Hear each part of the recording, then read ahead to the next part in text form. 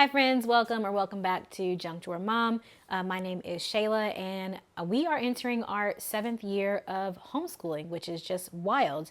So, I've been around the block when it comes to homeschool curriculum. Today's video is an all-inclusive guide into how to choose the best curriculum for you and your family. You can always take a look at the chapter markers below and skip ahead to a different part of the video if you so desire. All right, now before we jump in, I want to say this as a disclaimer. This video is for people who have already deschooled or are planning to deschool. If you don't know what deschooling is, I will explain it very quickly. Deschooling is essentially a period of time where you, the parent or caregiver, and the child essentially removes themselves from whatever they know to be school. There's the notion that you should deschool, however many years you spent in public or private school is how many months you should spend deschooling. We didn't really do that because we've been homeschooling our whole time. However, I had to change my mindset as to what school was. In the previous video that I made about what our homeschool plan was, I mentioned that what we were doing before just was not working. And it was because I was trying to make school that I knew at home. And that doesn't work for every family. So you need to get rid of the idea of like, okay, I need to have my desk and I need to have the teacher desk and I need to make a classroom. Not all homeschooling needs to look that way. Maybe it does for you, but you need to take the time to essentially detach from all of the ideas, how you grew up as a kid, what you think success should look like, right, for your child. Is it school? Is it like, a university? Is it a corporate job? Is it something else? Unlearning all of the ideologies and the systems that were taught to us so that you have a clean and open slate as to what it is that's going to be best for you and for your child. Now, that's my disclaimer. So let's talk about this, because when it comes to understanding what your children needs and what your family needs, it's very important. I really want you to take in consideration the learning style of your child. Now, I have 4 children, and so I've got different learning styles in the house. So one thing that works for one might not work for another, and that deschooling time frame is where you can really figure that out. Me and my oldest son, a few years ago, we went to go see a homeschool documentary. And in that documentary, there was a book mentioned called The 8 Great Smarts. And that really stuck out to me. I went and I looked up the book. But essentially, the lady who wrote the book, she said that there are 8 different types of smarts. And unfortunately, when you have this traditional, public or private school setting, there's only 2 or 3 of them that are hit. It's the book smart and it's the word smart. But you also have people smart. You have art smart. You have music smart, right? And so everyone is smart in their own way. And so when we homeschool, we are providing our children the opportunity to really flourish in whatever their gifting is. So if you have a kid who is not word smart or book smart, when they get into the public school environment, they think that they're not intelligent because that's the only thing that is promoted and idealized. Whereas maybe they're music smart or people smart and they could really flourish in a different way. And so I would say really take some time to study your children, spend time with them, watch them, listen to them, ask them questions to discover how it is that they learn. And then you can start to tailor your homeschool curriculum around how they best learn. Now, in our house, we set educational goals. We have short-term and long-term goals for them. Obviously, those things change from year to year because the kids are getting older. My oldest is 11 going on 12, and he, I think, has the most bend towards attending a university. I still don't know if that's what he is going to do. Their interests are still very broad. They haven't really honed them in so much, and that's fine. He's 11. So he's allowed to like, different things. He doesn't have to have his whole life figured out at this moment. But that's why we do set short-term goals, because as I mentioned in the previous video, I really want them to develop that skill of, okay, this is what I need to get done. Even if it's just for the week, Hey, I need to get this chapter read of my book, or I want to code this part of my game by the end of the week, or I want to learn, you know, how to train a dog, or whatever it is. Allowing them to set goals of what they're actually interested in, and then accomplishing those goals is key to helping them to learn. Now, when it comes to understanding your family's needs, of course, you need to take into consideration how old are your children? How many children do you have? Do you have any children that have learning differences or special needs? Are you working outside the home? Is it a two-parent household? Is it a single household? Are both parents working? Is one parent working? Are you co-parenting? Are your kids going back and forth between homes? All these things need to be taken into consideration in terms of what curriculum it is that you're going to pick. Now, if you are looking for a particular curriculum, let's just say you landed on you wanted to do traditional or a structured sort of curriculum. One of the places where I would go to try to narrow down what you're looking at would be to do reviews. Kathy Duffy Reviews, her website is great.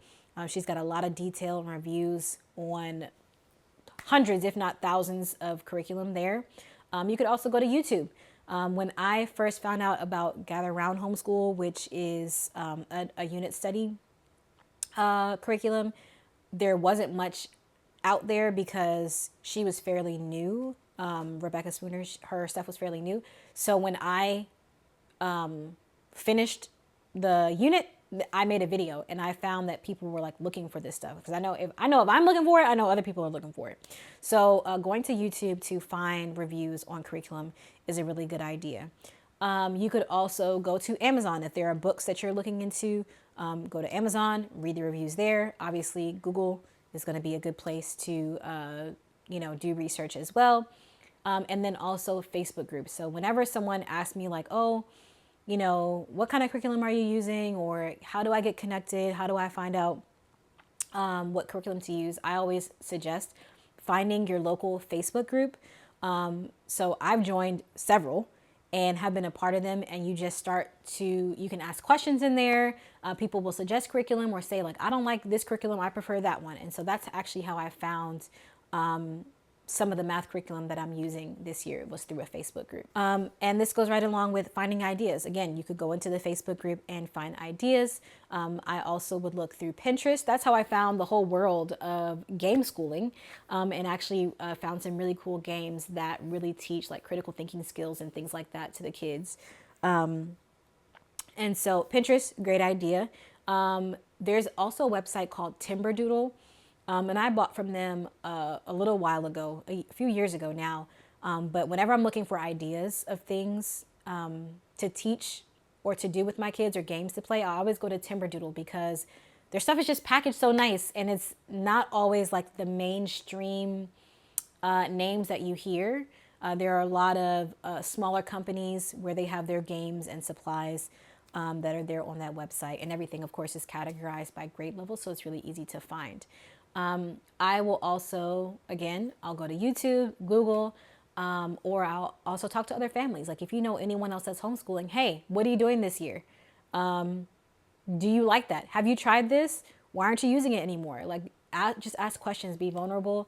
Then too, I would say you can always get a sample. If you're looking into a particular curriculum, you've gone through the review process, and you're like, okay, I want to try it, or I'm still not sure. Let me just get the sample, read through it. Or a lot of times these subscription, based websites and stuff like that, they'll give you a trial so that you can actually try the stuff out. So you're not wasting money. Now, budget considerations. I would say one of the main questions to ask is it consumable or reusable? That means if I use it one time and then it's done, I can't reuse it, or can I use it, for a younger child or whatever, or are my kids going to lose all these pieces? That's a big thing in this house. Like I got 3 boys and a girl. Stuff is always everywhere. They're losing all the pieces to everything. It is what it is. So I tried not to buy things that are, that have a lot of small pieces. Now they're older, so it's a little bit easier. But those are some things to consider. Also, how much space is it going to take up? How much does it cost? Determine your budget. I was not the best at budgeting for homeschooling. It was just like, oh, I'll just buy the stuff. And then before you know it, I've spent more money than I'm willing to say on homeschooling curriculum. But my goal for last year, which I did accomplish, and my goal for this year will be to spend less than $500 for the entire year. And I was able to do it mainly because I was able to use a lot of resources from The Good and Beautiful. I really do appreciate how they provide their language arts and their math curriculum. I don't know about any other subjects that they have, but I know for sure language arts and math, you can get it for free if you just download the PDF. And so we have ourselves, a nice little printer, and I will get to printing and, just pay for the paper. But it really is a blessing to not have to spend that much money on the actual books. I mean, even the books, they're not even that much from Good and Beautiful. They're like $50, but that can add up when you have 4 children. So I'm really appreciative of that. And then also Campfire curriculum, which we use, they are also very affordable. Their unit studies are like $30 or so. So that's really helpful for us as well. Now, tips for making the final decision. The first thing I would say is involve your children. It's their learning, it's their childhood, and I would say it's like my kids, they chose all the unit studies that we did. They chose every subject, and I feel like that actually helped them to be more engaged as we were learning. Now, obviously, if you feel really passionate about, hey, you need to learn this math and this language, that's your prerogative. But when it comes to the extracurriculars, allow them to choose. Or what I will do is I will say, okay, here are my choices. Now you all choose from these choices, because in that way, it's still something that I wanted them to do in the first place. But nonetheless, you can involve your kids and allow them to choose what it is that they're interested in. I will also say trial and error. Like, don't be afraid to switch. I know that sometimes the coins are a little tight, especially in this economy. Nobody has time to be, spending money and trying stuff out and then it doesn't work. But I would say if it's really not working, don't suffer and struggle through it. Like, cut your losses, move on, and find something that's going to be enjoyable, because you're going to put a bad taste in your kid's mouth. Like, learning should be fun. Learning should be enjoyable. And yes, there's a certain discipline about, like pushing through it and doing hard things. I'm not talking about like things being hard. I'm talking about they're not grasping the concepts. They don't understand. Like, just let it go and move to something else that's actually going to work for you and your family. Like I said in the beginning, you have to consider your child's learning style. Maybe the learning style is different for each child. So just because Becca worked for one kid, it doesn't mean that it's going to work for the third and the fourth. Just be mindful that every child is different, and it's really about you learning your kids and allowing them to flourish and finding things that's really going to help them. It's not about you. It's not about what it makes you look like, but it's really about helping and finding what's best for your child. My last tip for you is to just do it. Just take the plunge, pick something, right? When all else fails, you can choose a free curriculum and just see how it goes.